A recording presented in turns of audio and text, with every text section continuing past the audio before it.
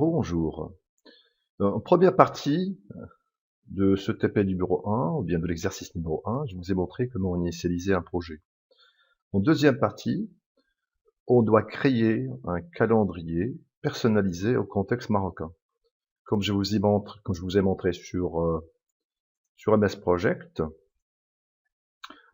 sur l'onglet projet, on peut appuyer sur le bouton information sur le projet. On a utilisé cette information pour saisir la date de début. Mais je vous ai montré aussi le calendrier. Calendrier, dans cette liste déroulante, on a calendrier 24 heures, équipe de nuit et standard. Pour votre cas, vous n'avez pas encore MS Project Maroc.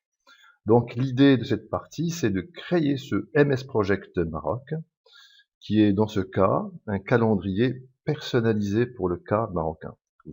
Comme je vous ai dit au début, MS Project est un logiciel international, donc il faut quand même le personnaliser au contexte marocain. Alors les étapes, ils sont bien expliquées sur le document. A, B, C, D et E. Donc ça consiste à ces sous-étapes qu'on va suivre, et je vous ai montré comment créer un calendrier marocain. Pour ce faire, on aura besoin d'un fichier Excel que j'ai déjà partagé avec vous sur la plateforme. C'est le fichier suivant qui est intitulé « Les jours fériés pour 2005 ».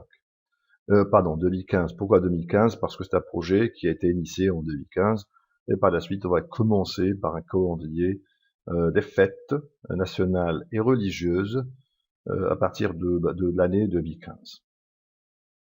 Donc vous savez très bien qu'on a ici deux types de calendriers. Le premier, c'est le calendrier des fêtes nationales marocaines. C'est un calendrier qui suit le calendrier grégorien. Autrement dit, le 1-1, par exemple, pour le cas de Nouvel An. Le 1-1 2015, c'est un jour férié. Et le 1-1 2016, ça sera aussi un jour férié. Donc il n'y a pas un changement d'une année à une autre. Par contre, ce qui concerne les fêtes religieuses, on sait très bien que les jours changent d'une année à une autre. On est dans le cas d'un calendrier lunaire. Par exemple, le Ramadan, le début de Ramadan, bien la fête Eid al-Fitr, fin du mois de Ramadan, il va changer d'une année à une autre. Donc ici, pour les fêtes religieuses, ça sera un problème. Donc, il faut prendre un petit peu de précaution concernant ces fêtes religieuses, vu cette particularité que le jour n'est pas fixe dans l'année. Par contre, pour les fêtes nationales, le jour est toujours le même. Le 1-1, c'est toujours un jour férié.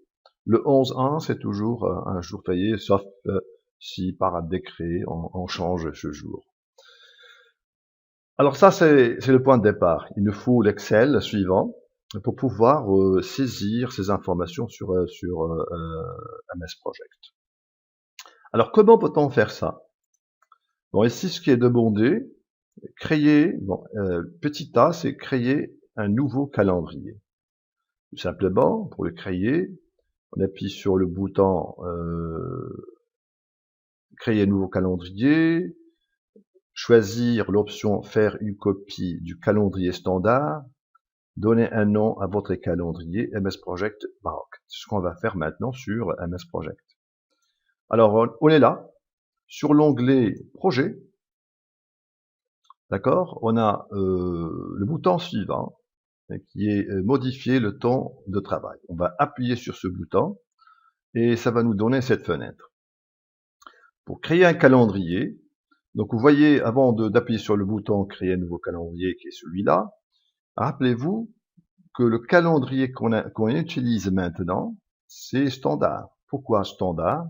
Tout simplement parce que si on appuie sur information sur le projet, le calendrier qu'on a choisi au départ par défaut, c'est le calendrier standard.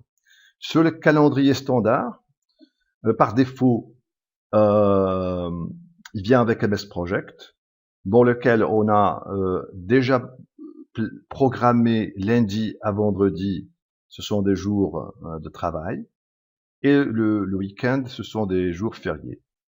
Et bien sûr, l'horaire, on va le voir ici, hein, la plage horaire de travail. Si on appuie sur modifier le temps de travail, vous allez voir que, ici, sur ce calendrier, qui n'est pas un calendrier statique, d'accord? Si on appuie par exemple sur ce 7 qui est là, l'information ici va disparaître. Si on appuie sur 12, on a une information, c'est-à-dire, c'est pas une image, ça. C'est un calendrier qui est dynamique, qui va nous montrer l'information. Alors, à titre d'information, le calendrier standard, l'heure de travail de ce jour est de 9h à midi et de 14h à 18h. Et le samedi et dimanche, on ne travaille pas, ce sont des jours chômés. Donc cette couleur grise qui est là, voilà la légende, d'accord? La couleur grise veut dire que samedi, dimanche, on ne travaille pas, ce sont des jours chômés, alors que le lundi à vendredi, ce sont des jours heureux. Très bien. Donc comment créer un calendrier adapté ou bien personnalisé?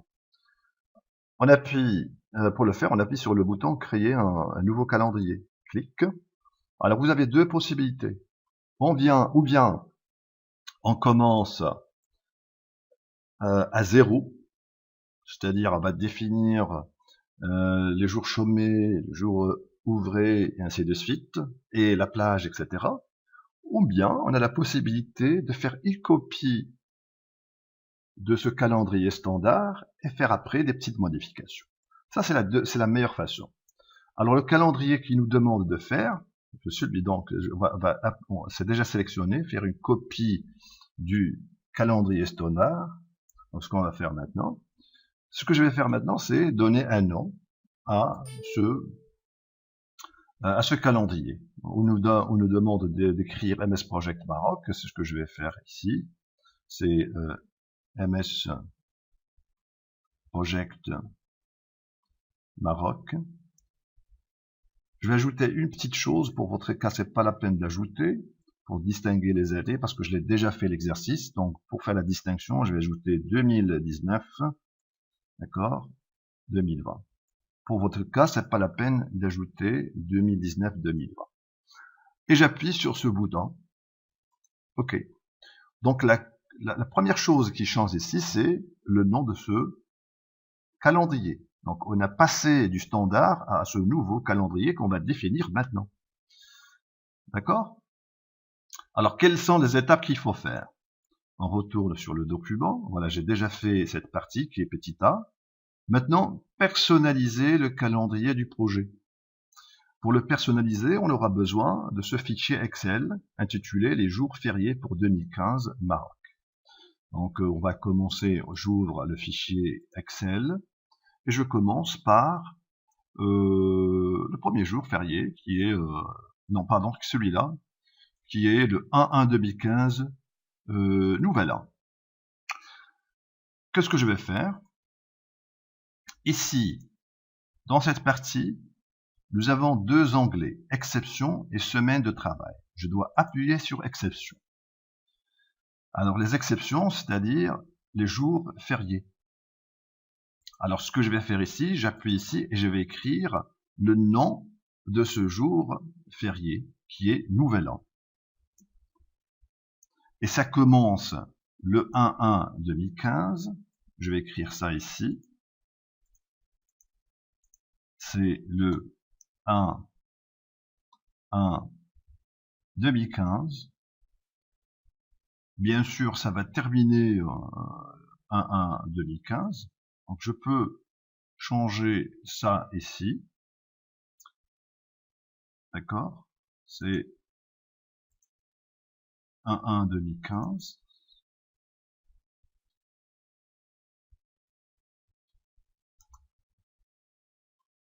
Et voilà. On va faire la même chose. On va faire la même chose pour les autres jours fériés. Mais bien sûr, la durée de ce projet qu'on est en train de faire, c'est pas une année. Ça peut être 5 ans, ça peut être 6 ans, ça peut être 4 ans. Alors dans ce cas, c'est pas la peine de répéter cette opération chaque année. C'est-à-dire 2016, on est obligé à saisir le nouvel an, le 1-1 2016, le 1-1 2016. C'est pas la peine de faire ça. Alors, on va, pour éviter ce problème, dire voilà, on va dire que le projet est étalé sur 9 ans, ou bien sur 10 ans, et je peux utiliser une information, ce bouton de détail, pour dire à MS Project de répéter 10 fois ce jour férié. Nouvel an, c'est-à-dire de me mettre le 1-1 2015, 1-1 2016, et ainsi de suite, 10 fois. Pour le faire, j'appuie sur le bouton détail. Ici, bien sûr, il s'agit d'un jour qui est chômé. On a la périodicité de ce jour. Est-ce qu'elle est quotidienne? Est-ce que la périodicité est quotidienne? Non. Est-ce qu'elle est hebdomadaire? Non, elle est annuelle. Chaque année, on a un jour férié, qui est le nouvel an. Donc, j'appuie ici, c'est sur annuel. Une périodicité annuelle, le 1 janvier. Et je peux la répéter, je peux répéter ce jour férié, d'accord, 10 fois. Ainsi, l'occurrence, c'est la répétition. Donc, j'appuie ici 0 et 10 fois. C'est-à-dire, j'aurai le 1-1 2015, le 1-1 2016, jusqu'à le 1-1 2024. Et comme ça, je suis sûr que mon projet, va être le calendrier de mon projet, elle est bien calibrée de sorte que c'est pas la peine de ressaisir à chaque fois qu'on passe à une année à une autre ces jours fériés. J'appuie sur le bouton OK et voilà. Donc ici c'est le nouvel an. Le premier jour férié, c'est le 1-1. Et le dernier, c'est le 1-1 de 2024. Le 1-1 2015 au 1-1 2024. Autrement dit, le 1-1 2015, le 1-1 2016, le 1-1 2017 jusqu'à le 1-1 2024. C'est exactement ce qu'on va faire avec le reste des jours fériés. On passe ici à l'anniversaire du manifestation de l'indépendance. Je peux tout simplement copier ça et coller directement ici.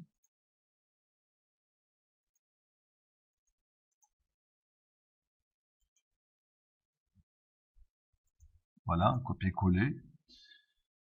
Et bien sûr, le jour c'est le 11 janvier. 11 janvier. Donc ici, au lieu de 1, je vais mettre 11, tout simplement.